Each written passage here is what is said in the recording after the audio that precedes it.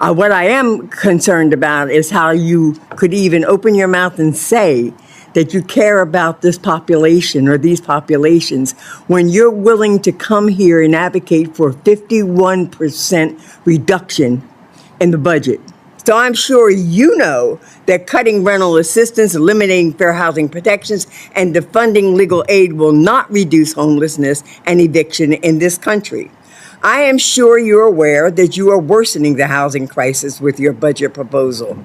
You've said a lot today. You've not answered one question, but you're consistent. You've not answered the hows of the questions that the Republicans have asked, and you certainly haven't answered how you're going to make something happen on this side either.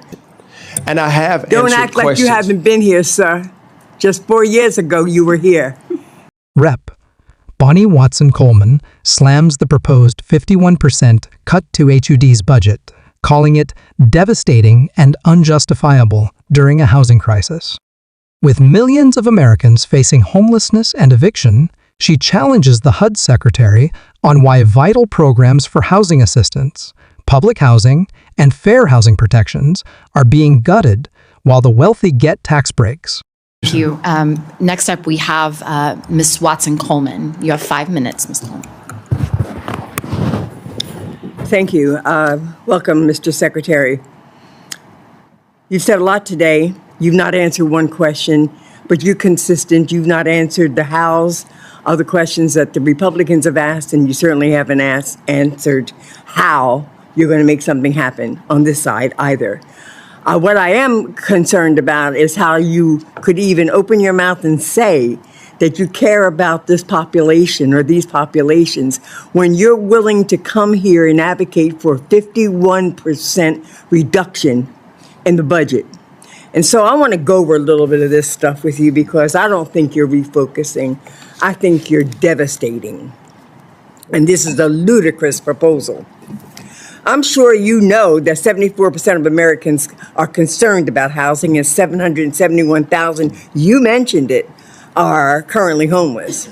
I know you know that 7.6 million, including 2.9 million children, are facing the threat of eviction.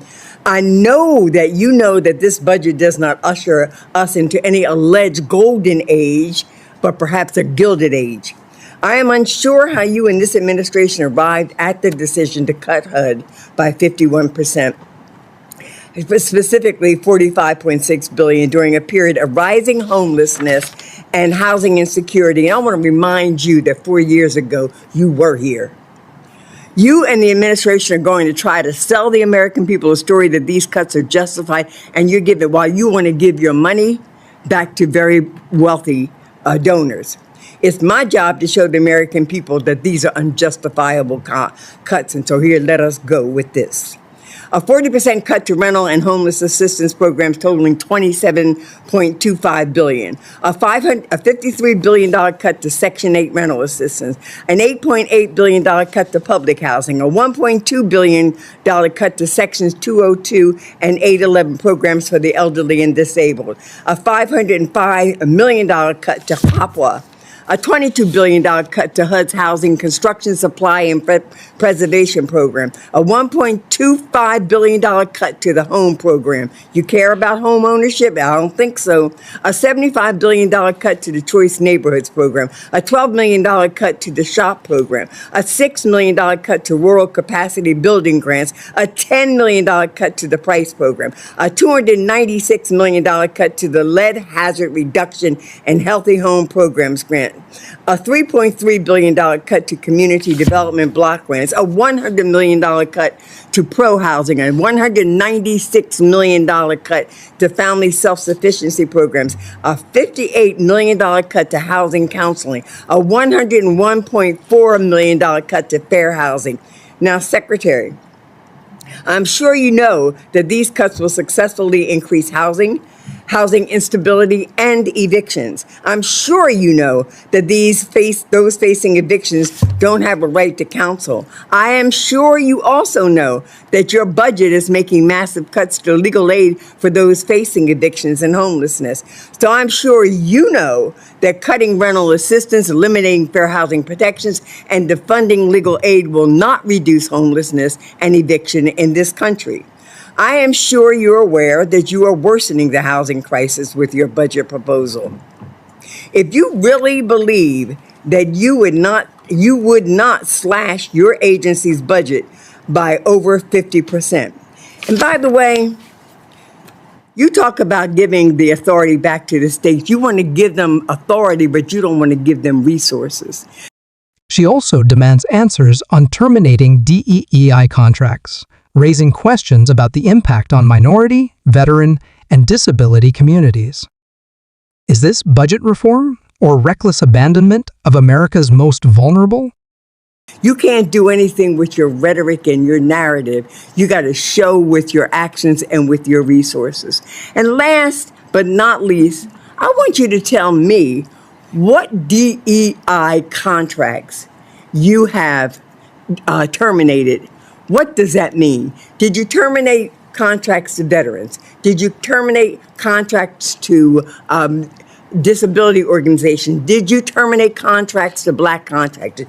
Did you terminate to Latino or Asian or whatever? What the heck are you talking about eliminating DEI contracts in HUD? Who's your population?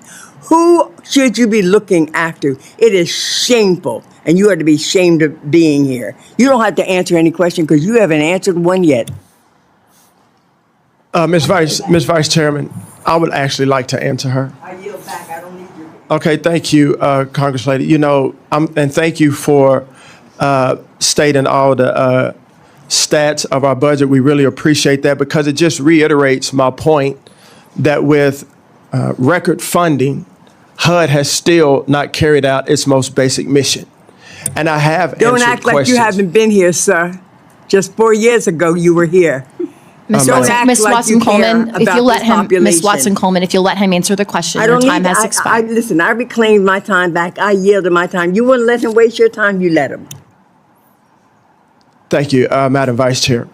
And thank you, Ms. Watson Coleman. Thank you for reiterating my point that status quo is not good enough, that also homelessness has gone up in spite of record funding. And Thank you, Mr. Secretary.